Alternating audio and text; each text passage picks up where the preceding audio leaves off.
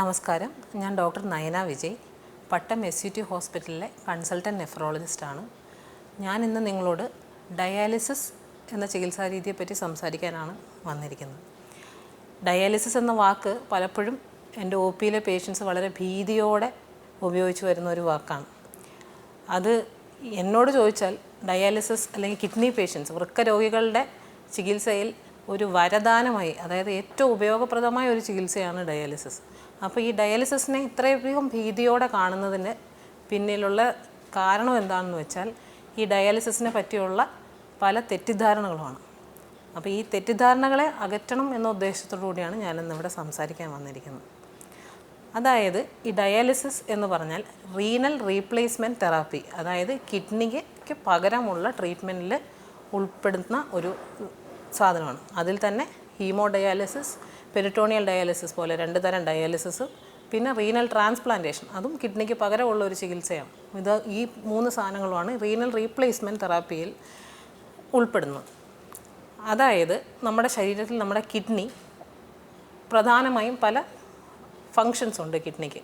അതിൽ പ്രധാനമായും നമ്മുടെ ശരീരത്തിൽ വിഷാംശങ്ങൾ, യൂറിയ, ക്രിയാറ്റിനിൻ പോലെയുള്ള വിഷാംശങ്ങൾ അധികമായിട്ട് വരുന്നതിനെ നീക്കം ചെയ്യുന്നതും, 2 ശരീരത്തിൽ അധികമായി വരുന്ന വെള്ളം, ജലാംശത്തെ വെളിയിൽ തള്ളുന്നതും, പിന്നീട് ശരീരത്തിലെ അമ്ലത്വം, ആസിഡ് ബേസ് ബാലൻസിനെ സ്ഥായിയായി വയ്ക്കുന്നതും, ഇതുപോലെ വളരെയധികം ഫങ്ഷൻസ് ഉണ്ട് കിഡ്നിക്ക്.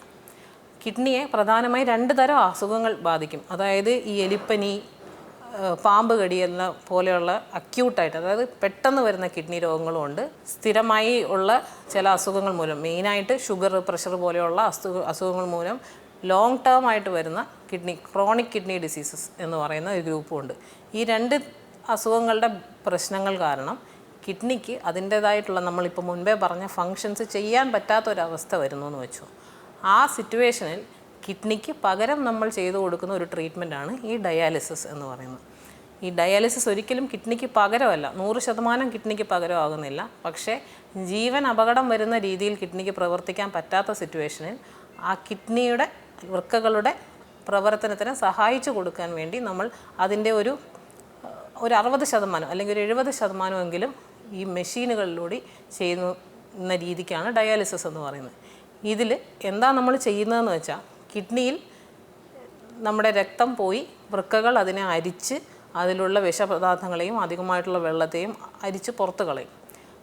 ഇതേ ജോലി നമ്മൾ കഴുത്തിലോ ഒരു ട്യൂബിലൂടെയോ അല്ലെങ്കിൽ ഫിസ്റ്റുല എന്ന് പറയുന്ന ചെറിയൊരു സർജറി മൂലമോ ചെയ്യുന്നതിനാണ് ഡയാലിസിസ് എന്ന് പറയുന്നത്. ഇതിൽ രക്തം പുറത്തെടുത്ത് മെഷീനിലൂടെ പാസ് ചെയ്യുമ്പോൾ ആ മെഷീൻ ഈ അധികമായിട്ടുള്ള വെള്ളവും ഈ വേസ്റ്റുകളും ആസിഡും എല്ലാം പുറത്തെടുത്ത് കളഞ്ഞ് നല്ല ശുദ്ധീകരിച്ച രക്തം ശരീരത്തിലേക്ക് കൊടുക്കുകയാണ് ചെയ്യുന്നത്.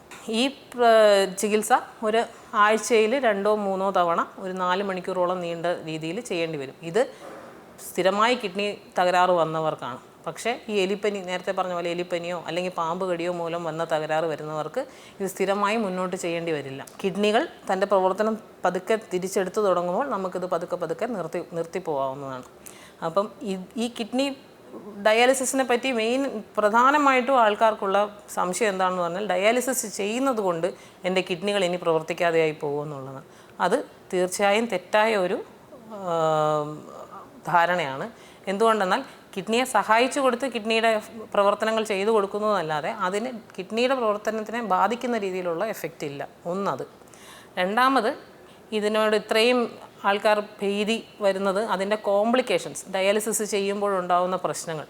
ശരിയാണ്, ഡയാലിസിസ് ചെയ്യുമ്പോൾ BP കൂടാനും കുറയാനും, ചില പേർക്ക് ബോധം മറയാനുള്ള ഒരു സാധ്യത, ചിലർക്ക് കുത്തുന്ന സമയത്ത് ബ്ലീഡിങ്, അങ്ങനെയുള്ള ചില പ്രശ്നങ്ങൾ വരാനുള്ള സാധ്യതയുണ്ട്.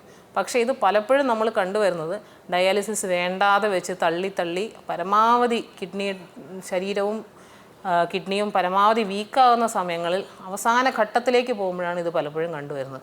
പക്ഷേ അങ്ങനെ ചെയ്യാതെ ഈ കോംപ്ലിക്കേഷൻസിന് അതിന് വേണ്ട രീതിയിൽ മാനേജ് ചെയ്യാൻ, നമ്മുടെ SUT പോലുള്ള മാനേജ് ചെയ്യാൻ പറ്റുന്ന ആശുപത്രികൾ കണ്ടുപിടിച്ച് കൃത്യമായി ഡോക്ടർ നെഫ്രോളജിസ്റ്റുമായി പ്ലാൻ ചെയ്ത് അതിന് കൃത്യസമയം ഡോക്ടർ നിർദ്ദേശിക്കുന്ന സമയത്ത് നിർദ്ദേശിക്കുന്ന രീതിയിൽ ഒരു ഗൈഡൻസിൽ അത് ചെയ്തു കഴിഞ്ഞാൽ ഇതിൻ്റെ കോംപ്ലിക്കേഷൻസ് എല്ലാം വളരെ മിനിമമാണ്.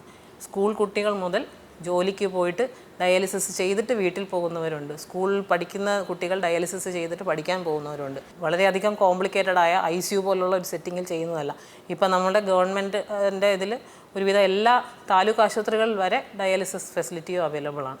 മൂന്നാമതായി ഇതിനോട് ഒരു പേഷ്യൻസിനൊരു അവഗണന അല്ലെങ്കിൽ ഒരു ഭയം വരുന്നത് സാമ്പത്തികമായിട്ടുള്ള പ്രശ്നങ്ങൾ മൂലമാണ്. ഇപ്പോൾ ഡയാലിസിസിന് നമ്മൾ നേരത്തെ പറഞ്ഞ പോലെ ഡോക്ടറുമായി പ്ലാൻ ചെയ്ത് മുന്നേ കൂട്ടി ചെയ്ത് കഴിഞ്ഞാൽ ഈ ഡയാലിസിസിൻ്റെ കോംപ്ലിക്കേഷൻസ് ഒരു പരിധിവരെ കുറയ്ക്കാനും അങ്ങനെ ചെയ്തു കഴിഞ്ഞാൽ അതിനോട് അനുബന്ധിച്ചിട്ടുള്ള സാമ്പത്തികമായിട്ടുള്ള പ്രശ്നങ്ങൾ പരിഹരിക്കാനും നല്ലോണം പറ്റും. പിന്നെ നമ്മൾ നേരത്തെ പറഞ്ഞ പോലെ ഇപ്പോൾ ഗവൺമെൻറ് ആശുപത്രികളിലെല്ലാം ആരോഗ്യ ഇൻഷുറൻസ് അല്ല മറ്റു ഇൻഷുറൻസുകൾ വഴി പ്രൈവറ്റ് ആശുപത്രികൾ വരെ ഫ്രീ ആയിട്ട് ഇത് ചെയ്തു പോകാൻ പറ്റുന്നുണ്ട്. അപ്പം ഇത് കൃത്യമായി പ്ലാൻ ചെയ്താൽ ഒരു കിഡ്നി പേഷ്യൻറ്റിനെ, ഒരു വൃക്ക രോഗിയെ പൂർണ്ണമായും നോർമൽ ജീവിതത്തിലേക്ക് തിരിച്ചു കൊണ്ടുവരാൻ സഹായിക്കുന്ന ഒരു ചികിത്സാ രീതിയാണെന്ന് പറഞ്ഞുകൊണ്ട് അവസാനിപ്പിക്കുന്നു.